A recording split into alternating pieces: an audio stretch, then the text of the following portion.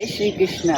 मैं डॉक्टर पुष्पा तिवारी बनारस से आपके समक्ष पुनः भगवद गीता का श्लोक का अर्थ लिए उपस्थित हूँ।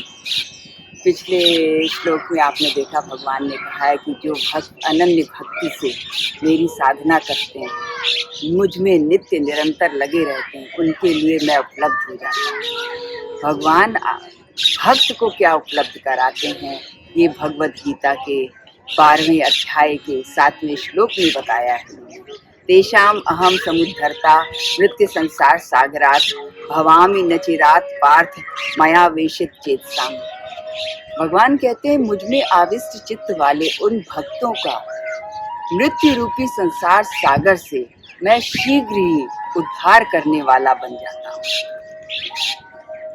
जैसे समुद्र में जल ही जल समाया हुआ है, उसी तरह इस संसार में मृत्यु ही मृत्यु है।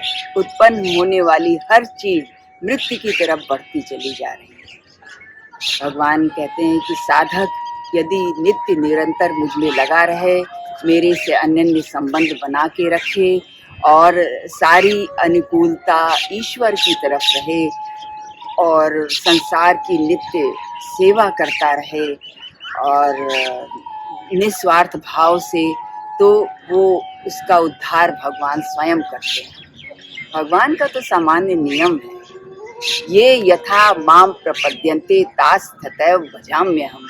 जो भक्त मुझे जिस भाव से याद करता है, मैं उसको उसी भाव से उपलब्ध होता हूँ।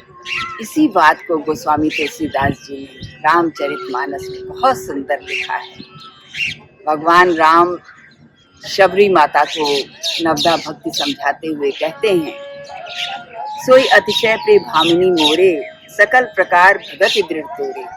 जोग वृंद दुर्लभ गति जोई ते कहूँ आज सुलभ भई सोई। मम दर्शन पर परम अनूपा जीव पाओ निज सहज स्वरूपा। हे भामिनी, तुम तो हे भामिनी, तुम्हारे अंदर तो भक्ति दृढ़ है। जो गति योगियों को भी दुर्लभ है, वो तुमको सहज प्राप्त है। मेरे दर्शन का परम अनुपम फल ये है कि जीव अपने सहज स्वरूप को प्राप्त हो जाता है। जय श्री कृष्ण।